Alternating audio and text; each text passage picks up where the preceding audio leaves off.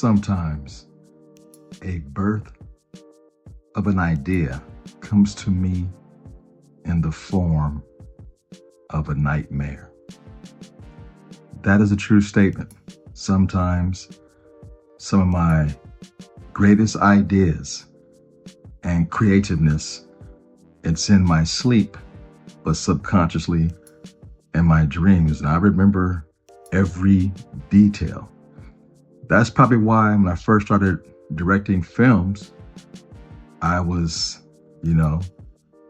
attracted to doing horror because, for one, there's something about the senses all being touched by fear. I absolutely love it. I remember back in the day when Stephen King's It premiered on network television, and it was a 2-part series. And in between the 2 parts, the ratings went through the roof. It was wild. Everybody was watching it. So popular that here in Sacramento on the 10 o'clock news, they talked about it. And they had somebody from the station interview Stephen King, right? And they were talking about the short miniseries and everything. And the person said, "Mr. King, what scares you?" And this man proceeded to look into the camera, stare, motionless. Then he finally grinned. He said, "Well, if I was in a house and I heard a noise coming from a room and I ventured towards that room, and all of a sudden everything went dark. I can't see anything. But I managed to find the doorknob to the door to that room. Open it up as I'm turning the knob. And I take my hand, I'm reaching and rubbing up against the wall, trying to find the light switch." Then he's like, then something proceeds to grab my hand and lead me to the light switch. So I was like, yo, that man is crazy. That's why he's a genius in his own right and is a great person to write novels of horror. The man been scanning us for decades. And just to hear something simple like that, I was like, Stephen, boy, you are a trip. With this short film,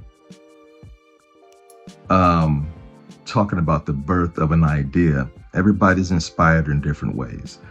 When I shot this film, I did it in less than 30 minutes. If you go back and look at it, frame for frame, there's only 5 shots in the whole entire short. Well, sometimes when you view things, you view it one way the first time and you view it another way the second time. I shot this film intentionally as a double entendre because the first time you're really paying attention to the music.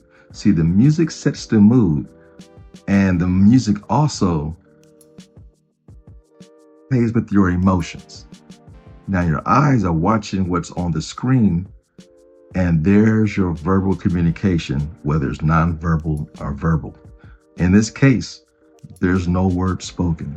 There's no dialogue. So your eyes are reliant on what's on the screen to tell you what's going on.